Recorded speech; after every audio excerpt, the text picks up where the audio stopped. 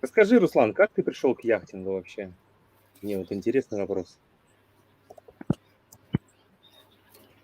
Ну, как случайно, после коронавируса, скорее всего, после локдауна, понял, что это единственное место, где более-менее ты можешь решать свое будущее, ну, выбирать свое будущее.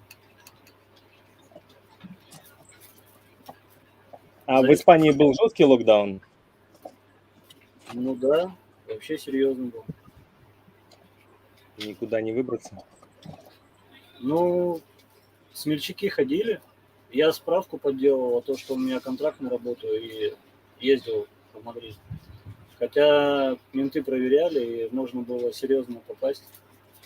Я видел видео, что они бабушек били, пацанов били за нарушение режима. Ничего себе.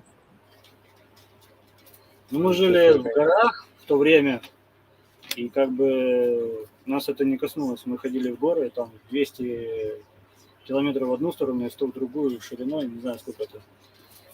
Парк национальный, мы по нему ходили, гуляли каждый Ну, день.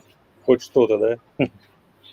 Да, хотя испанцы нас сдавали, звонили ментам, доносили на нас.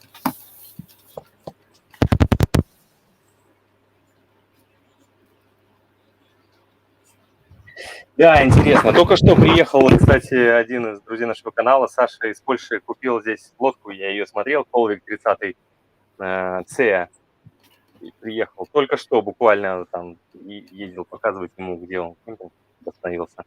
Так что тут диаспора растет немножко, русскоязычная в Греции. Растим.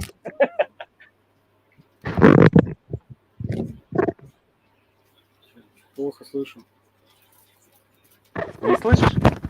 А Ну так так, слышно? Лучше? прерываешься, и картинка у тебя зависла. Сейчас тут ребята как раз подтягиваются. 480. Сейчас мы поправим. Так, значит, может, вот так вот попробуем сделать. Сейчас мы подцепим наш микрофончик.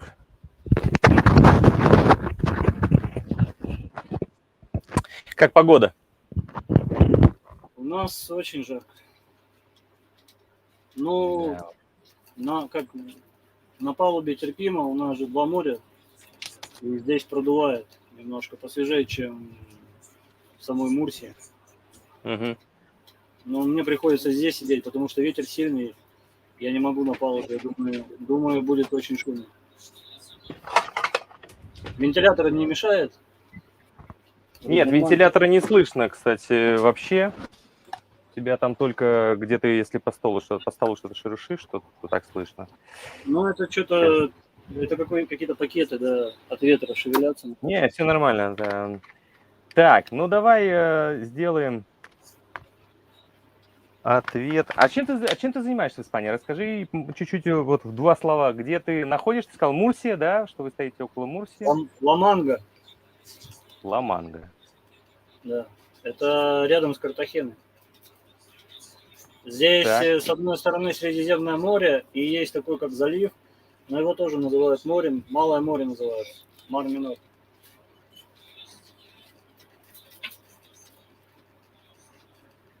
И занимаешься ты там чем?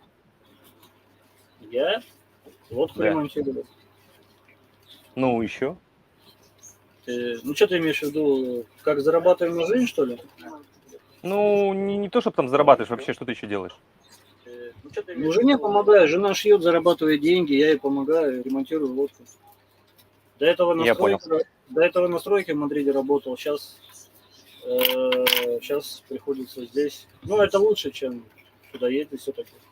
Ребенок маленький, и лодка требует внимания. Ну да, я помню, что ты же вроде бы говорил, что мало времени, потому что ездил туда-сюда работать, а сейчас, короче, забил, ни того не стоит.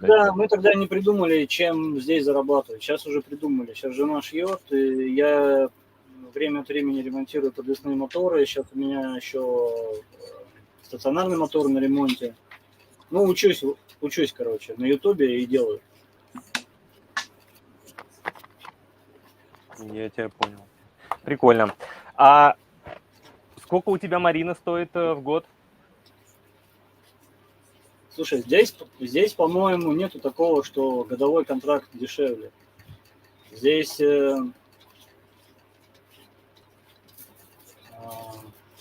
смотри, 250 евро я плачу в месяц, но июль-август здесь июль 500 стоит, август 550. Но если ты имеешь контракт, то ты эти месяцы платишь тоже 250. Хотя у нас нету таких денег, мы платим каждый месяц, нам пошли навстречу, и мы платили за эти месяца, как обычно. То есть мы просто пообещали, что мы не уйдем раньше того, как закончится год, как мы здесь живем, это в декабре. То есть нам на слово поверили, и, ну, в общем, здесь очень френдли Маринера и офис такой классный вообще. Именно в нашем А в соседних, то есть у тебя получается где-то 250, 2,5-3 тысячи в год, да? То есть там 12 месяцев это 3 тысячи, да? Я не знаю, вот у меня сосед стоит, вот Бавария у меня тут 32-я. Он говорит, что он платит 180 евро в месяц. Но у него какой-то, он еще давно контракт заключал. То есть у него, наверное, старый контракт, который продлевается. Вот. Есть вот такие цены. А еще я работал у одного мужика, который здесь как бы здесь есть какой-то совет яхтсменов, и он там как директор. И он сказал, что я много плачу, что я должен был платить 2,5 в год, и говорит, хочешь, я поговорю о скидке, там еще что-то такое. Ну, я не стал заморачиваться. Ничего страшного, меня устраивает как бы цена. Он говорит, что есть здесь другие цены. Еще дешевле. Ну, в Испании... То есть это как бы, это вполне нормальная цена, типа, есть еще дешевле. А у тебя включен свет и вода, да? Да. И интернет, свет и вода, и как бы... Ну, если ты приходишь, тебе швартовые поднесут, и, ну, вообще они реагируют моментально. У меня, допустим, малой полил водичкой на кабеля, электричество пропало, через минуту он уже на самокате сюда приехал и нам все восстановил, хотя здесь Марина не маленькая. Отсюда до офиса пешком минут 20. Ну, слушай, ну это нормально, потому что здесь причал Нидри, причал пирса зимой 300 евро, включенная вода, свет, а летом тут и говорить нечего. Тут кто-то говорил, что и 50, и 40 евро в день, как бы, поэтому... Здесь есть гостевой пирс, за него ничего не берут. Если ты пару дней можешь поставить воды, налить. Потом, когда зимой у нас был шторм, у нас были швартовые провисшие, нас било от пирс, прям жопой било. Тоже моя позвонила им, они примчались тут, боролись, короче, швартовые меняли, там как-то подтягивали. Они тут полночи с нами возились. Так что... А когда мы сюда пришли... Да, когда мы сюда пришли, если ты видел видео, я вообще не имею же прав капитанских. Я просто купил лодку здесь недалеко, и мы сюда дошли. У меня там не на было... Мурминге она стояла, я помню, да? Да, не было ни тросика, переключения скоростей, ничего. Мы просто зашли в порт, и они нас на моторной лодке пришвартовали, как нам удобно, завели. Ну, они вообще красавцы, серьезно. Хотя вот здесь вот буквально через речку, через пролив есть другой порт, ремонтный. Там стоял этот денчик, Салим Кноу, знаешь канал, они сейчас на Мартинике. Они там вообще, то есть буквально здесь 100 метров, они там, когда были, их оттуда выгнали. Я уже не помню, что там случилось. То есть человеческий фактор везде. Ну, интересно. А так, пляжи вокруг Марины твоей, есть пляжи какие-то? 19 километров с одной стороны, 19 километров с другой стороны пляжи. Я могу дойти до кафе, до которого 20 метров, зайти за него. Мы, получается, живем наша сторона находится на моле. Буквально от берега в 30 метрах стоят яхты, потому что тут сразу 4 метра глубины. Я там нырял с подводным ружьем, там огромные рыбины плавают. Я видел групперов по метру, но здесь запрещено охотиться. Прям висит знак. и маринера подходит и предупреждает, что есть королевский указ, что здесь запрещено. Именно там, да? Именно в Марине, да. Хотя... Ну, есть здесь вот Блин. еще остров. До острова можно дойти. Туда и туристические всякие катера ходят. Говорят, что там вообще огромный богатый мир. С аквалангом там ныряют люди. Мгм. Но я что-то как-то так... У меня пока ремонт. А ты готовишь к чему-то лодку или ты просто, ну, типа, облагораживаешь? Ну, вообще купили ее просто как дом, чтобы не платить за жилье и все такое. Ты знаешь, вот сейчас в этом, ну, в Ламанге снять квартиру на месяц стоит в июле 3000, а в августе 3600 для жизни, да, примерно. Ну, в туристический сезон. То есть я живу в экологически чистом месте, да, у меня же ребенок тоже маленький, скоро будет год. Мгм. В экологически чистом месте, здесь нету производств, море, туристы, лето, Испания, и как бы я в своем жилье, да. Ну, лодка, она и нуждалась в ремонте, она мне досталась в очень плачевном состоянии, хотя она на воде стоит. И это как бы не совсем простая лодка, она тоже небольшим тиражом. В Британии есть свои клубы, вот эти Барбари. И мне хочется из нее сделать, не знаю, ну, что-то приближенное к оригиналу. Потому что дедушка ее тут сильно запустил. Она все-таки винтажная, я хочу ей вернуть Божий вид. Да, Божий вид. Как говорится, нет ничего святее в этом мире, чем дать яхте новую жизнь. Поэтому я не просто ее как-то там пытаюсь изолентой починить, я прям делаю все по-человечески. Поэтому все очень долго и кропотливо. Слушай, ну а если еще говорить по поводу цен, как Испания по продуктам, магазинам вообще в этом плане? С жильем понятно? Регионы, тут же Испанию можно поделить на несколько частей. Север, юг, Барселона и Мадрид. Даже в Мадриде ты можешь в одном месте купить, к примеру, помидоры за 4 евро килограмм, а в другом месте за 60 центов. Просто надо знать места и все. Здесь, в том месте, где мы сейчас живем, очень дорого, потому что здесь туристы. Но достаточно отъехать в гипермаркет или в Картахену. Вот мы ездили вчера за материалом, покупаем на лодку там ткани. Там у арабов фрукты, овощи в 3 раза дешевле. Это без преувеличения. А сколько километров туда разница? 45 до Картахена. 45. Но здесь другая история. Здесь есть, как это, большинство населения живет в Афинах, в больших городах. Афины, Патры там и еще парочку. И в этих городах еще кое-как, типа, а островная вся часть X3, в общем, на все что угодно. То есть просто овощи, фрукты, все X3, потому что дальние острова там вообще не, ну, типа, такие зашкаливающие цены. Здесь логистика не самая удобная, конечно. Ну, я про Испанию могу рассказать, да, пару минут, если есть Давай. время. Значит, юг, он правда живет туризмом, весь юг живет туризмом и живет яхтингом. Я могу об этом чуть попозже рассказать, как здесь люди зарабатывают. Центр, понятно, что там рабочие места, Мадрид, Барселона. Барселона вообще там огромный порт. А север, я же на севере тоже жил. На севере там вот реальная Испания, там в основном нет туристов. И, допустим, в Виго можно арендовать в порту себе место 80 евро в месяц. Тоже все включено. Там очень мягкий климат, летом очень классно, но зимой очень дождливо. И вот я ездил смотреть яхты на север, в Сантандер я ездил. Грибок, плесень, грибок.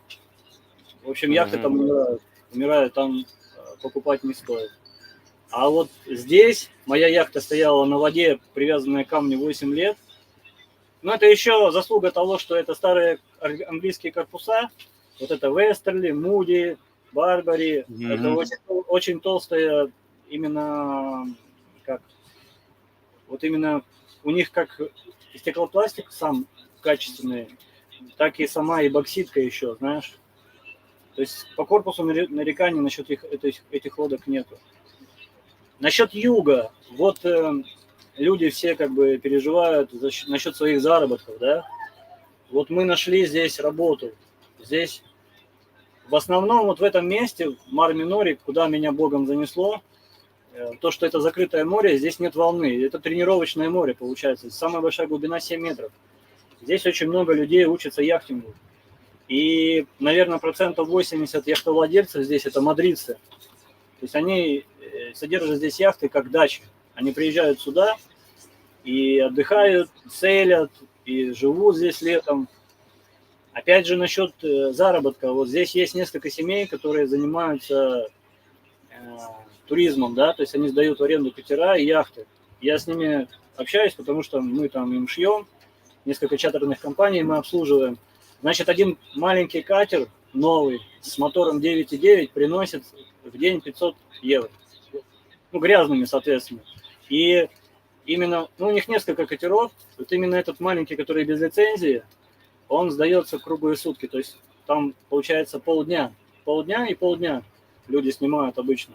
Он сдается на целый день, каждый день. Угу. А ты говоришь, как ты общаешься? Вот я вот все не мог понять, не то, что не мог там, здесь вот если в Марине, то да, 2-3 человека ты как-то найдешь кому что делать. А как ты находишь эти заказы у себя в Марине по пошиву? Поначалу мы пошли в офис, попросили поставить рекламу у них возле входа, они разрешили нам поклеить в туалете, мы поклеили в туалете. Потом есть еще местные сайты типа Авито, это Ваяпоп и Меланунсиос. И сделали сначала знакомым парочку, а потом сарафанное радио. И понеслось, типа, да? Да, у нас сейчас очередь, нам дают деньги на материал заранее вперед, нам дают даже деньги вперед за работу, чтобы мы как бы точно им сделали, чтобы мы не подняли цену или еще что-то. Зафиксить, типа, да, очередь. А у тебя же там школьники есть, дети, нет? Дети у меня не учатся. Не, я не хочу детей в школу отдавать. Вообще, по идее, я могу здесь по контракту сделать прописку и детей отдать в школу, но не хочу, потому что прошлый год у меня сын же учился в Маске, там зимой открывали окна, летом, ближе к лету закрывали окна. В общем, какие-то фашистские методы были у них там, и нам это не понравилось. Тем более сейчас я по чатам читаю, у украинок появилась такая тенденция забирать детей. Детей начинают забирать по каким-то причинам, там, то денег не хватает на жизнь, то еще что-то. И, блин, у нас была политика, мы по политике сюда подавались, мы уже больше 4 лет здесь. И у нас уже 3 отказа. Не по оседлости, да? Ты не по оседлости ВНЖ делал, а по политике, да? Нет, я просто политубежище просил, и типа вроде как я из России, вроде все считают, что Путлер это нехороший человек, но то, что я против него выступал, это как бы не является поводом мне давать какие-то документы, знаешь. Хотя помощи дают, нам давали деньги на ребенка, и вообще много всяких помощи было. Нет, ты говоришь, 4 года ты там находишься, вот ты приехал по визе, потом она что, закончилась у тебя, ты какой-то период времени был там без визы и подался на политику? Когда ты подаешься на политику, тебе дают красную тархету, красную карточку. Тебе дают местный налоговый номер, и это называется НИИ. Есть ДНИ, а есть НИИ. И ты по ней типа легально находишься, но на самом деле... В общем, Евросоюз, я так понимаю, заинтересован именно в черных мигрантах, потому что и латиносов, потому что им сразу дают документы, типа бывшие колонии, и буквально через год они уже получают европейские документы. А белые, там неважно, кто белорус, украинец или русский, им дают вот эту красную тархету и вроде дают как бы профессию там и жилье на первое время, но тебе практически невозможно найти работу. Куда-то устроиться на работу по контракту, да, то есть потом получать в дальнейшем там кредиты, ипотеки, это практически невозможно сделать. Именно с красной картой самой, да, этой? Да. А для того, чтобы сделать здесь ДНИ, там, вид на жительство на 1 год, ты должен иметь контракт. То есть как замкнутый круг. Место работы. Мгм. А получается, ну и что, ты сейчас на этой красной карте и все? Или у тебя какие-то через 2, через 3 года ты подаешь? Она у меня уже закончилась года полтора назад, я уже нелегально. Третий суд мы проиграли, сейчас я совершенно нелегально. Я могу по многодетной семье сделать все документы. Здесь есть такая тема: многодетная семья, 3 детей, и мне дадут резиденцию. Но я не хочу. А оседлость? Почему не по оседлости? Я слышал, что Испания 3 года и оседлость, нет? По оседлости все равно ты должен иметь контракт. Ты должен иметь контракт на работу с выпиской по счету. Понимаешь? А получается, собственное дело не подходит, да? Ну, я уже не могу автономно стать, это ИПшник, типа, потому что у меня закончилась красная карта. Ну, автономно... Семья на визах была, да? Не, мы все были на красных картах. Автонома очень неблагодарная здесь тема, потому что очень большие налоги. Понимаешь? Ты отдаешь половину того, что заработал. Люди предпочитают работать по-черному, особенно на стройках, там, где можно работать по-черному. Да, интересно. Вот спрашивают как раз про политику, я так понял. А сейчас, если приехать по политике и по прописке на яхте, как в Греции, как в Испании. Ну, я тоже выяснял у юристов по поводу ВНЖ Греции. Для всего бывшего СНГ это 250 тысяч инвестиций в экономику, и у вас ВНЖ через 7 лет гражданства, или фриланс, это подтвержденный доход 2 или 2500. И все, и тогда тоже по фрилансу можно получить ВНЖ, и тогда, по-моему, по фрилансу не за инвестиции около 12 лет, и у тебя гражданство через юристов. Бывшие какие-то евросоюзные страны, более-менее там цивильные, типа британцы, получали тут за год ВНЖ без проблем, за 1000 как бы. Но у нас такой возможности нету. Я слышал, что самое простое Португалия, да? В Испании ты можешь податься на политубежище, просто достаточно прийти в полицию, сказать, что ты просишь политубежище. И есть 2 дороги: либо получать пособие, ну это то есть ты будешь получать жилье, какие-то деньги, но ты будешь подотчетным человеком, ты будешь за тобой будет социальная служба присматривать. Ты не можешь работать, ты должен учить языки. А если ты откажешься от помощи и будешь жить как бы там на яхте, к примеру, то ты получишь документы, официально вот эту же красную карту, и по ней ты можешь здесь вполне отлично существовать. Пока дело рассматривают, его рассматривать могут и 2, и 3 года. Ты имеешь эту красную карту, по которой ты можешь получать медпомощь и какие-то продуктовые помощи. В общем, все как обычные люди. Но выезжать же не можешь, правильно? Другие страны, ну только получается наземным транспортом, где нет границ, а вылетать никуда не можешь.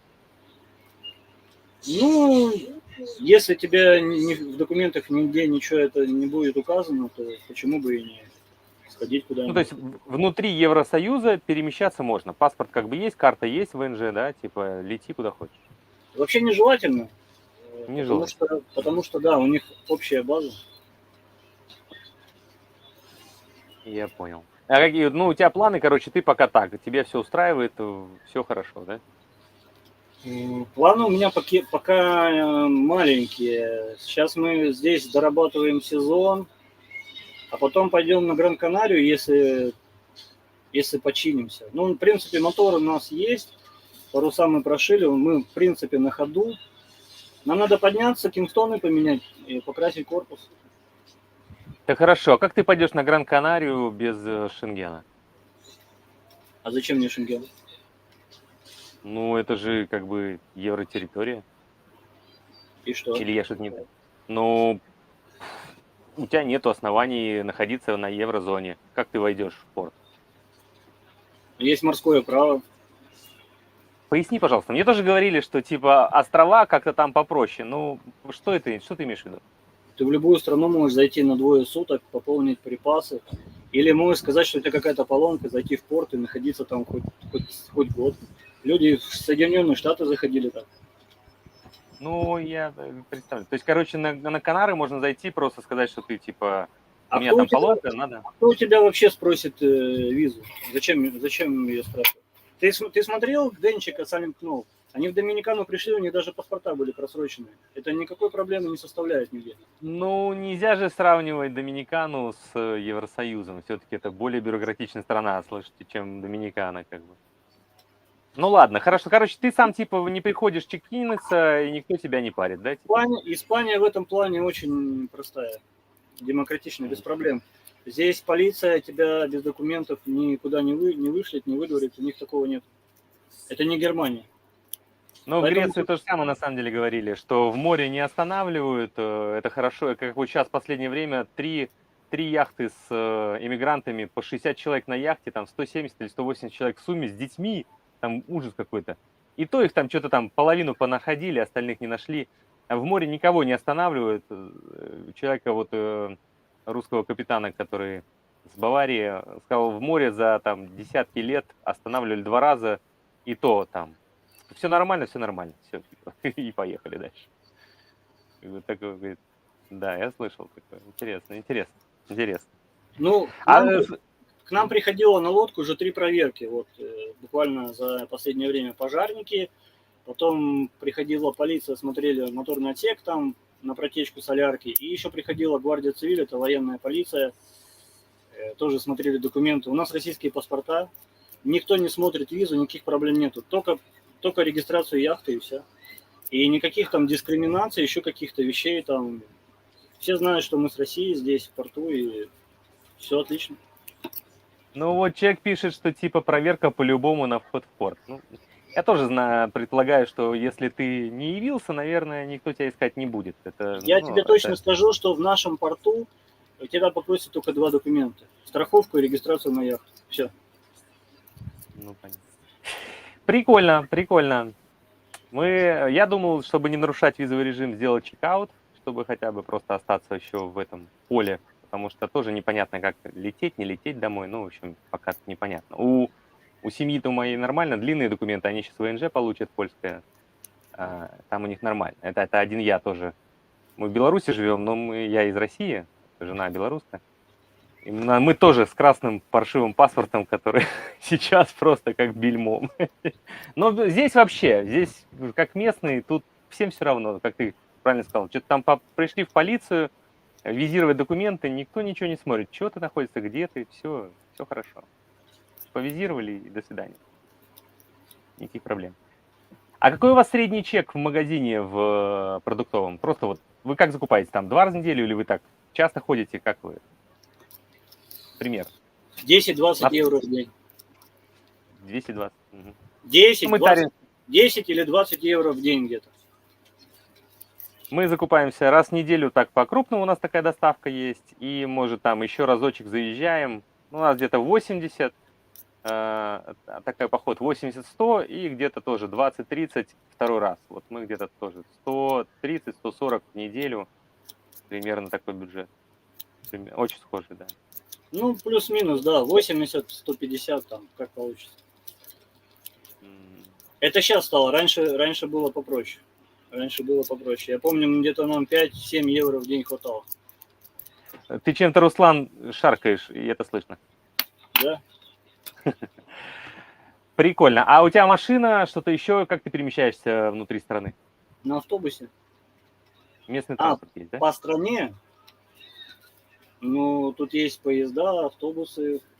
Машины в аренду я брал, да. Но у меня уже права закончились. Меня тоже это ждет. В 25-м году. Не, у меня закончилось год назад, по-моему. Да и паспорта в следующем году закончатся уже, не знаю. И что ты будешь делать? Через посольство переделывать или как? Ну, надо будет в Мадрид ехать, что-то думать, не знаю вообще. У меня же у младшего ребенка и гражданства нету никакого. Испанцы же не дают гражданство. Но она здесь родилась, но дадут гражданство только когда ей 18 лет исполнится. То есть у нее вообще получается нету никакого этого. Апатрид. Есть свидетельство о рождении и все. Интересное у тебя положение. Ты, конечно, не заморачиваешься по этому поводу, да? Ну, ничего страшного. Я не вижу что Не думаю, что бумажки это очень важно в нашем мире. Ну, 100%, слушай, это особенно это ощущаешь именно здесь, когда ты столько времени находишься в чужой стране и паспорт не вытаскиваешь, ни разу никто нигде ничего не спросил, и слова тебе плохого не сказал, то ты так думаешь, и правда, то есть, У типа, меня были проблемы, были. Я в Мадриде шел с шуруповертом, такой, купил шуруповерт, на котором был красный чемодан, написано «Хилки». И это было ночью, а полиция там... В общем, очень часто выставляют фургоны строителей, знаешь. И меня полиция повезла в отдел, и, в общем, до миграционного офицера я там ночевал. Потом меня выпустили утром. Так что я ночевал в полиции.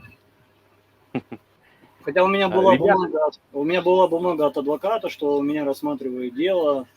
Но вот эта вот полиция националь, она чисто там, чисто местные испанцы, они фашисты конкретные и уроды. Все это говорят. Есть как бы еще гвардия цивиль, они нормальные, ну как офицеры. ага. А это сволочи. Полиция националь. Вообще Ребята, менты задавайте вопросы какие-то, пишите. Тут человек спрашивает, по РФ правам катаемся? Ну да, по РФ правам можно взять в аренду без проблем. по РФ правам есть закон, что российские права являются международными, но как бы менты, они хитрят и говорят, что должны быть еще какие-то дополнительные документы. Поэтому для того, чтобы не попасть на штраф, нужно распечатку с собой возить и сувать им в лицо. И тогда они под козырек, и вы свободны. Но могут забрать права и заставить платить штраф. Такое тоже было. 600 евро штраф. Я катался, меня Бог миловал. Много ездил на машине. Ну, здесь меня никто даже, я милицию видел только иногда, и ни разу не видел, чтобы она стояла и кого-то останавливала. Ну, такого Нет, я здесь есть облавы, потому что здесь наркотиками промышляют. Особенно осенью начинаются облавы. Наркоманов ловят. Кто-то траву перевозит, кто-то кокаин. Марокканцы сюда возят через море кокаин, распространяют его. Так что тут трэш. полиции есть чем заняться, да. В больших Так, городах воруют. Здесь до 300 евро не считается уголовкой. У меня телефон один раз украли, второй раз вырвали из рук. И моей подруги тоже воровали, она к полиции подходила, а они говорят, да, забей. забудь. Прости их. Забей и забудь, да, все, прости.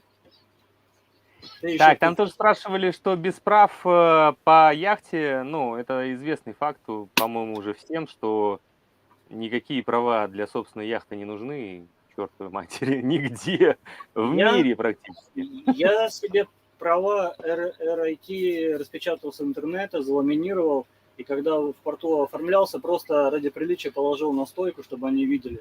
Но они не спрашивали.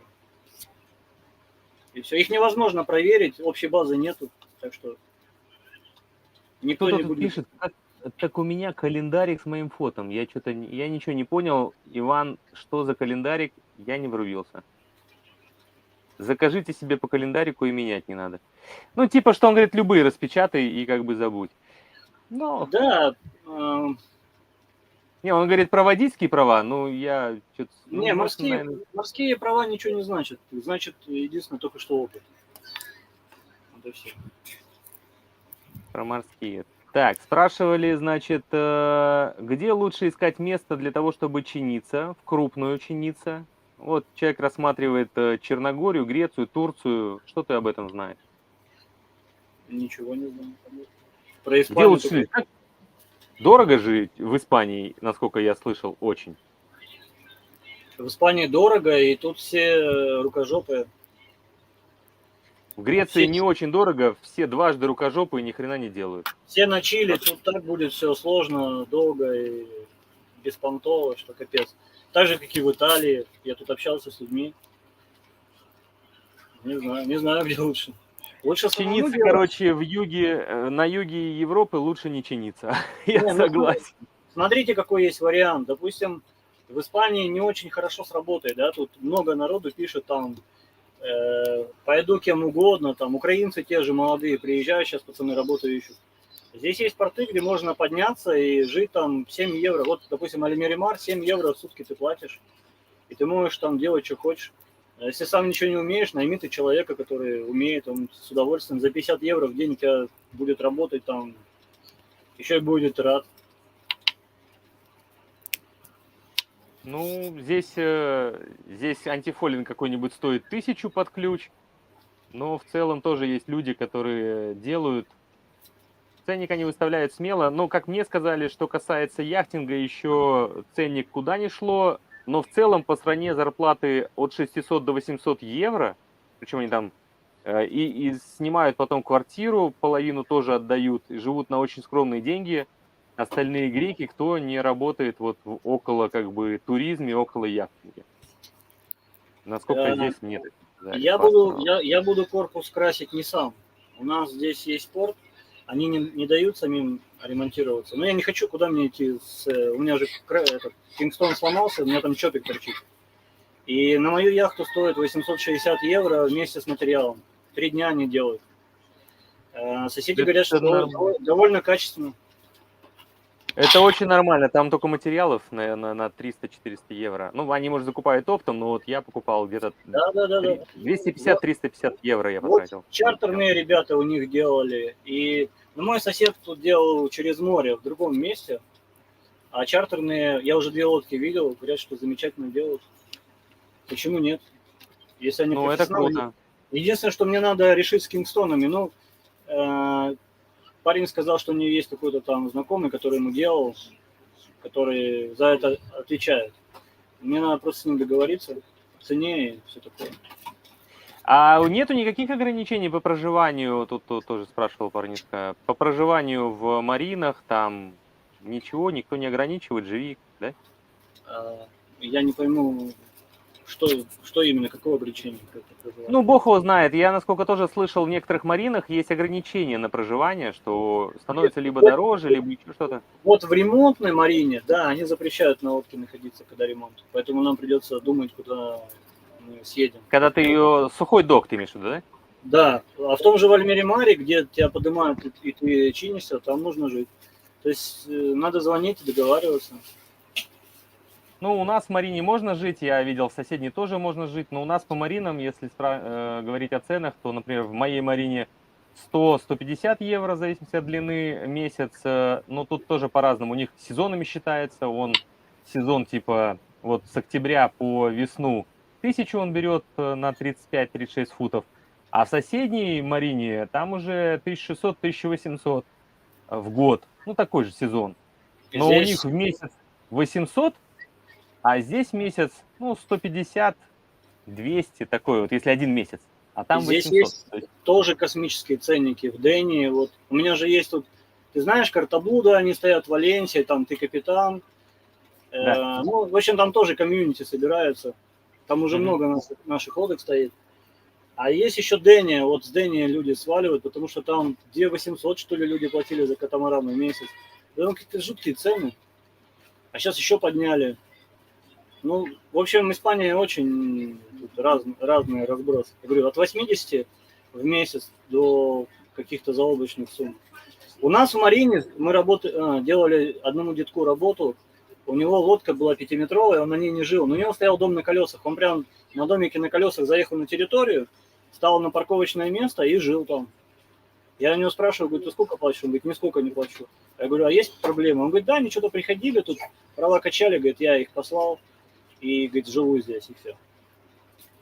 Ну да, прикольно. А вот в Греции много где можно набрать воду без проблем, там есть городские стенки. Что в Испании вот с этим вопросом? Есть вода? На каждом пляже есть колонка, в каких-то городах есть душ. У нас здесь на променаде есть души. Тут как бы сообщество, да, вот несколько домов так стоят квадратом, внутри бассейн. И рядом с этим домом на променаде, там как лестница, спуски к воде, к морю, там души стоят, пожалуйста, пользуйся. Чуть идет. То есть этого тоже хватает. Мне просто говорили, что что-то Испания, Италия, там куда ни плюнь, давай 20 евро за воду, за душ, там что-то нет. Про Италию, думаю, правда. Не, в Испании нету такого, я везде был. На севере, побольше. пожалуйста, везде души, делай, что хочешь. Вышел с океана, ополоснулся, без проблем. Туалеты бесплатные. Ну, то есть в России все привыкли, что за туалет надо платить, наверное, а здесь нет, здесь такого нет. Ну да, и за души на пляже. Нет, здесь нет. Ну, есть. Хорошо. Интересно. А что по вот материалам для яхты, не знаю, какие-то есть ощущения, что там дороже, дешевле, что вообще? Или наверное, больше даже не дороже, дешевле, наличие, короче. Все ли есть для лодки вот в твоем городе или надо куда-то ехать в У более меня, большие города? у меня все сложно. Я опять же говорю, я нахожусь на рукаве между двух морей, и здесь экология, нету производств и мало магазинов, все на туриста. Мне приходится за каждым болтиком ездить за 3-9 земель. Но вообще есть магазины, там Volvo Penta, склады, да, то есть туда можно ехать, или можно договариваться, чтобы они доставили. Я знаю, через море здесь паром сейчас ходит летом, есть 2 магазина рядом стоят, огромные склады такие, там продают и катера, и всякие запчасти.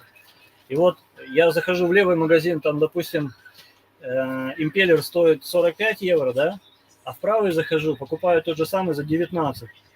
И я деду говорю, дай чек мне. Он говорит, нет, ты понимаешь, я тебе продаю так дешево, потому что мы сейчас не заплатим НДС. Поэтому не проси у меня чек. Я говорю, окей. Ну, то есть, блин. А если здесь еще есть разборки катеров, но я не понимаю, почему они закрыты всегда. Но есть металлоприем, и там на них можно прийти и сказать, мне нужно что-то на яхту из нержавейки. Они скажут, ну иди вон там поищи, и ты можешь какую-нибудь там лестницу или ограждение купить по цене нержавейки. Лома, да? Угу. Лома, да. По идее, можно так сделать. Я смотрел там себе, но который мне нужен, он чуть подальше, я до него не добирался. Также я вот выяснил, где завод находится, где ванты продают, прям завод выпускает. Опять же, заводы, где ткани делают. Ну, в принципе, Испания довольно-таки страна, в которой производство неплохо развито. Все есть. Ну, есть в наличии много чего. Здесь потому что не очень мало. Свои Здесь нет яхты... разборок. Здесь нету разборок, здесь нету... Есть ребята мастерские, у которых куча моторов, которые ничего не продается, все валяется, все бесхозное. В Нидре 1 магазин, в Левкаде 2 магазина, в яхтинах все очень так скромно, не изобилируют какими-то запчастями, никто не пытается ничего подбирать, все там по каталогу кнопочку найдут и все. И в Видишь, Афинах более-менее. То есть надо, если ремонтироваться в Греции, то я бы рекомендовал двигаться куда-то к большим городам, вот к Афинам. Там есть, я знаю, и чартерная большая база, и там и ремонтники аккумулируются более профессиональные. Вот с той стороны ремонтироваться 100 пудов более комфортно, чем в нашей деревне. у нас в Марине есть специальные ребята, и мотористы есть, и есть тут и мачты снимают, есть вот тут автобус Сальден ездит, они там вантами занимаются, но это дороговато, очень дорогое удовольствие. Мотор тоже подвесной можно починить, там вот есть в конце Ла-Манги, 15 километрах, магазин, в котором моторы стоят, я там заходил, импеллер пытался у них купить, там, наверное, 30 разобранных моторов лежало, импеллера нету, надо будет приехать через 4 дня. То есть такое, знаешь, что ты отдашь туда свой мотор, и, возможно, заберешь его через 4 месяца, и не факт, что он заведется. Вот, поэтому то, что так же, как и на стройке, испанцы никогда в жизни никого не наймут, кого не знают, потому что ты либо попросишь предоплату, кинешь, что румыны лет 20 назад вот это все подняли, то есть они тут и обманывали всех, и испанцы сейчас только по знакомым. То есть если сосед сказал, что это хороший человек, то значит он тебе позвонит. То же самое, вот как со Светой.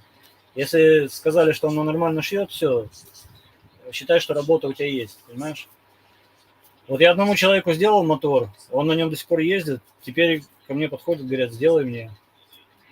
А те, которые там в магазине чинят, к ним идут те, которые не знают, что там засада. Какие-нибудь англичане приходят, идут туда, а потом страдают. Ну да, здесь то же самое. Здесь есть этот ремонт скутеров, который я даже в каком-то видео показывал. Там просто куча, и они тут пригоняют, ставят, и он там начинает, знаешь, по стадии гнить. Умирающий с той стороны, и они так ставят с этой стороны, и он так гниет в эту Кто-то сторону. кто-то идет на принцип, знаешь. Вот я заметил, что люди, которые на маленьких лодках, довольно щедрые. То есть ты им говоришь цену, они, ну, говорят, окей. Потому что они, наверное, знают цену труду. А есть чуваки, которые на 14-метровой яхте, ты ему говоришь пошить солнцезащиту на Геную огромную, я не знаю, сколько она там, метров 13 на высоту, 350 евро. Он говорит, ну, что так дорого? Потом он пошил там какой-то себе тент в Мурсе тут километров 80. Как можно пошить тент, не видя лодки? Потом он натягивает этот тент, а он не налазит. Короче, блин, они очень странные ребята. Ну, поторгуйся ты со мной, если ты такой жмот. Что ты там говоришь, дорого? Ну, дорого, ладно. А кто это? Это местные испанцы или это какие-то какая-то есть у них Испанцы, да. лицо? Да, Испанцы. англичане обычно без проблем, у них, видать, ценник другой. Ты им говоришь цену, они говорят, о, окей, good, без проблем прям. Они такие довольно доброжелательные ребята. У нас еще лодка, видишь, мы не скрасили ее, у нас написано Барбарелла Флемингтон. Это их марка, они прям проходят такие, вау, типа классика. Интересно. А ты, ну, как бы просто по площади, да, я так понял, выбирал себе лодку, типа по площади, жилой площади, да? То есть тебе там и по стоимости. По Тебе, чтобы... деньгам. Ну, по деньгам и по площади, да? Ну, ты же не брал маленькую за 6. Ты взял там большую за 6. Ну, она 10-метровая, просто тут есть еще каюта отдельная. Ну, Ну, что получается три жилых отдела. Ну, вообще нормально. А ты плаваешь в подводку, ну, в подводную плаваешь? Ты, я смотрю, ролики не снимаешь про подводку? Ты ныряешь? Блин, ну, я очень сильно упоролся яхту делать. И сейчас много заказов, где приходится жене помогать. Там, знаешь, там тент на катер с брезента, надо по жаре его снять, отмерить. Ты стоишь, с тебя 15 потов льется, умираешь. Ну, в общем, просто не до удовольствий. И вот я в 4 часа дня беру малышку, и мы идем, у нас вот это маленькое море, очень теплое, не знаю, там вода какая, градусов 30, наверное. Это пару часов мы там с ней плаваем, это вот, как и жена у меня в это время может что-то пошить, и некогда, просто некогда. Ну, я понял. Потому что я видел, что ты же давно этим, да? Ты давно ныряешь вообще? Хорошо, глубоко? Я с аквалангом за янтарем в Калининграде нырял. Прикольно. А ты с Калининграда, да? Или так? Нет. Ну, были там. Мгм. С крайнего севера. Больше нефти родине. Да, это, конечно, интересно. Но ты думаешь, ты снимал как-то ролик по поводу Америки, ты всерьез думаешь ломануться на лодке в Америку через Карибы или ты так, по приколу? Посмотрим. Не знаю, видишь ли, в Америку все ломятся за деньгами, а если ты научишься зарабатывать везде, то можно просто путешествовать уже. Мы вроде начинаем понимать, как зарабатывать, и теперь уже такой необходимости в Америке нету. В около яхтинге, да? Да, ну Америка это топчик, конечно, топ стран, там большие деньги, и всем дают жить и зарабатывать. Посмотрим, не знаю. Пока все устраивает. Да, интересно, конечно. Интересно. Мы тоже сначала вроде бы как хотели куда-то что-то, как-то чего-то двигаться, а сейчас смотришь как-то на одном регионе, вполне себе нормально. Здесь еще, правда, не походили, лето профукали с этим мотором. Вот не знаю, получается, что чуть на Купили годик мотор? опоздали. С моим мотором, что ждем долго, короче. Должен был быть уже Ты давно уже готов. купил мотор или ты его на починку отдал? Там соль была в том, что у нас 36-й бух мы сняли, и мой сейл-драйв, он длинный. Я нашел Янмар, а у него короткий сейл-драйв. И они не смогли заменить, потому что у меня такой скос, не могли опустить сейл-драйв ниже, там на 5 сантиметров надо было опускать. И получается, что я к нашему сейл-драйву нашел другой бух, и к нему долго ждал запчасти, они там с Индии шли, в общем, тут на таможне греческой Я узнал, что у Греции, даже если ты с Евросоюза запчасти приходят тебе, то у них греческий свой налог есть какой-то. Это вообще. Ты заказывал что-нибудь с Алиэкспресса, кстати, по доставке в Евросоюз? Было что-нибудь такое? Или из-за С границы, Алиэкспресс или... нет проблем здесь с Алиэкспресс вообще. Но если тебе пришлют откуда-нибудь с Черногории или с Греции или с Украины, что-нибудь с России, то таможня тебе вымотает весь нерв. Это 100%. Я сам в Даже из таможне... Черногории? Ой, в Да, я смысле, даже если с Греции, в смысле, с Евросоюза? с Греции, с Евросоюза не знаю. Ну, Но, короче, сближ... но вот с Черногории отправляли, потрепали нервы людям, а нам присылали из России, мы месяца полтора пытались забрать, потом пошли уже на таможню, и там какую-то пошлину заплатили, нам ее многострадальную отдали. И Ну, Испания вот единственная страна в Евросоюзе, которая требует растамаживать автомобили Евросоюза. То есть она такая своеобразная страна довольно. это не общее. Это можно перемещаться, все классно, но, короче, это не совсем то, как я лично себе представлял. Здесь немножко совсем по-другому в Европе, конечно, интересно. Греки, например, очень ругаются вообще, что они находятся в Евросоюзе. У них же, когда они вступили, у них же X3 цены сразу, у них была своя собственная местная валюта, которая, ну, типа, очень дешевая. Здесь отдыхать было, типа, лучше всех. У них все выросло, они тут такие, Евросоюз, нет, лучше бы остались наши эти драмы или что у них там было. Короче, они недовольны всем этим происходящим. Сейчас еще люди к ним не едут пустые. А зимой в Испании, вот у нас здесь зимой срач был вообще просто, типа, всем все равно. И они убирали в начале мая, просто убрали все за, не знаю, 2-3 дня. Все покрасили. У вас так же происходит, что зимой как бы никому ничего не надо, все валяется? Нет? Здесь Советский Союз. Испания – это Советский Союз, в котором очень много халявщиков, и одни из них – это уборщики. Они здесь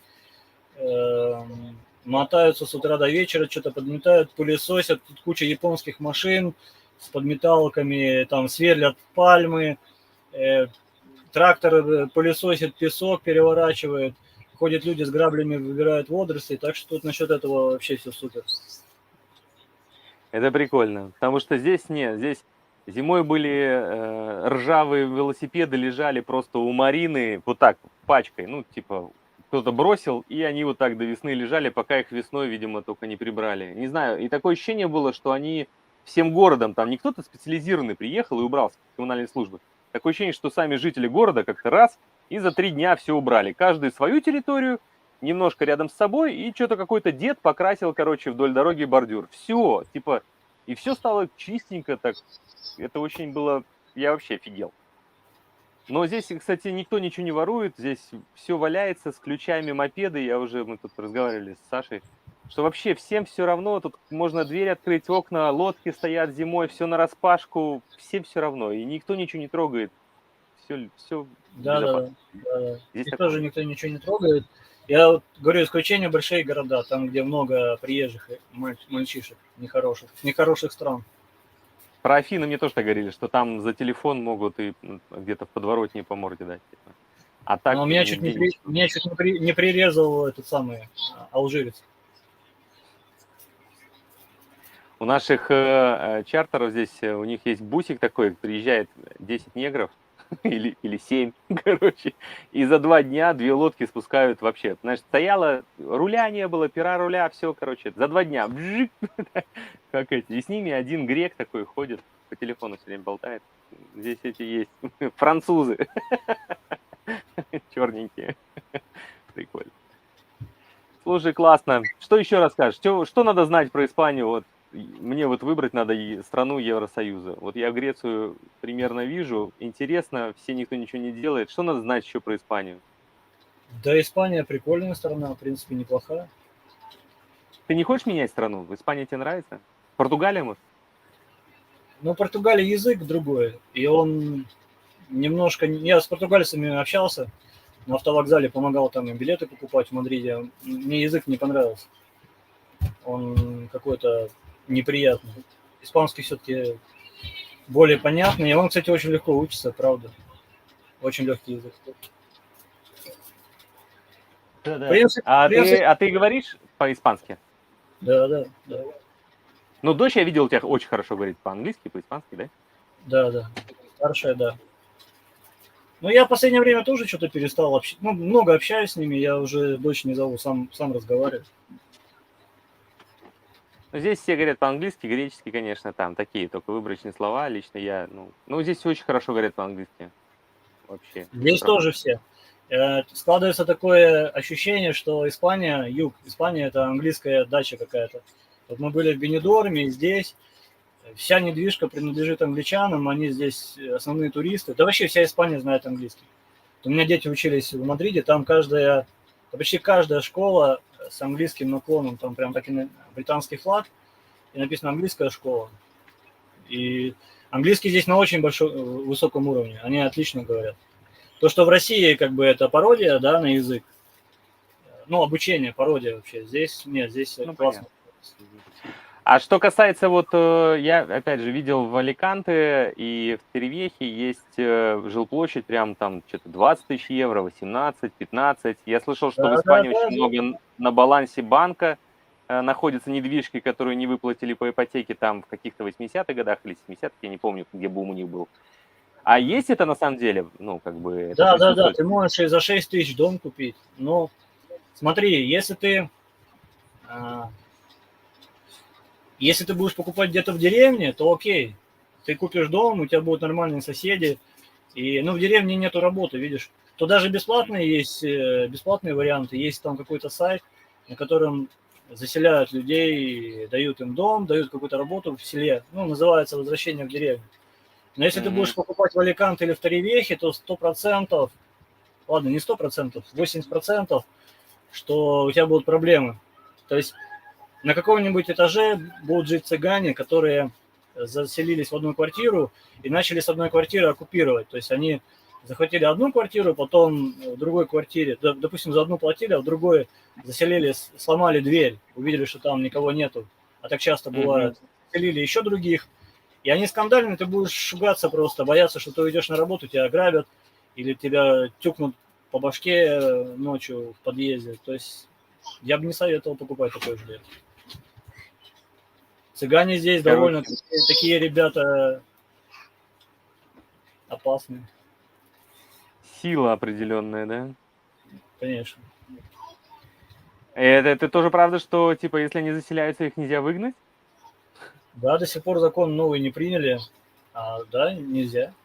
А если ты имеешь контракт на аренду, ну ты вот, допустим, заселился, имеешь контракт, то тебя вообще никто никогда не выгонит. Можешь пару месяцев поплатить, а потом не платить, сказать, а у меня нет работы. Ну, пока суд там пройдет, а он может и 2 года идти, и 3 года. А если у тебя там дети родились в квартире, то там, наверное, до совершеннолетия ребенка, может тебе потом еще квартиру эту отдадут вообще. Проще отдать, чем вернуть. Да. Здесь очень, ну так, все против собственников пока что. Но вообще испанцы многим недовольны, очень много против них. Я учился на погрузчик в Мадриде. У нас там была группа, человек 20, и человек 17 было черненьких. Нет, 15 черненьких, допустим, 4 из Венесуэлы, и я один белый. И все нашли работу. А я ходил, там есть такой огромный целый район складов, там овощи возят. Мерка Мадрид называется. Я ходил там работу, искал, мне не дали. Хотя я был лучше всех. Ну, я лучше всех водил. У меня же... Ну, понятно.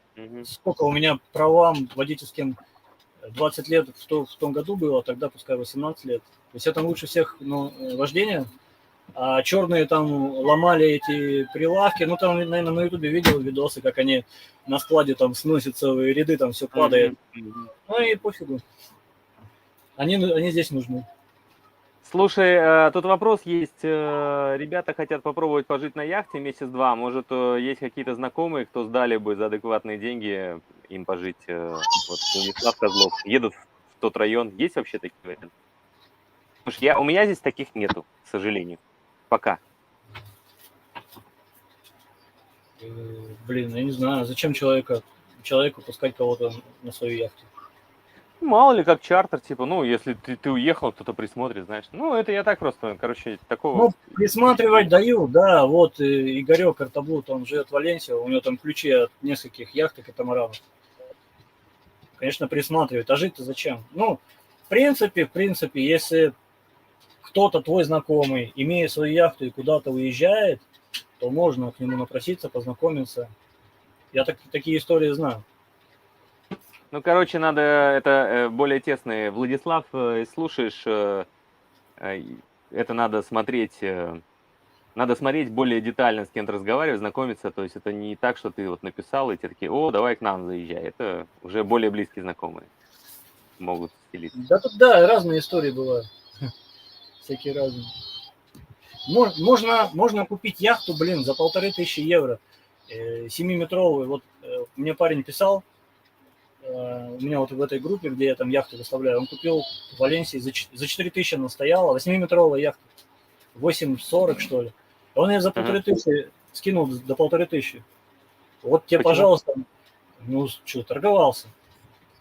Не знаю почему. И она начиналась за 4, а купил Да. за 1,5, в конце концов. за 1500, да. Ну, тогда нормально. Или за 2,5. Может, я вру. Что-то слишком дешево звучит. Ну, за 2,5, наверное, больше похоже. Ну, 50% можно срезать по-любому. Я не помню, да, надо будет посмотреть. Ладно, ну суть какая, смотри, ты имеешь яхту, да, свою, тебе не надо там кого-то напрягать. Ты поставил ее в марину, а такой метраж стоит еще дешевле. А туалет и душ, и все есть, и ты можешь готовить. Чем этот вариант плохой, не пойму. Зачем кому-то лезть на яхту? Яхта это же как... Она не только дом, она и машина, то есть это вообще... Ну, они хотят, нет, здесь у них вопрос такой, что они хотят купить и хотели бы вот там, месяцочек пожить, присмотреться, как это такое.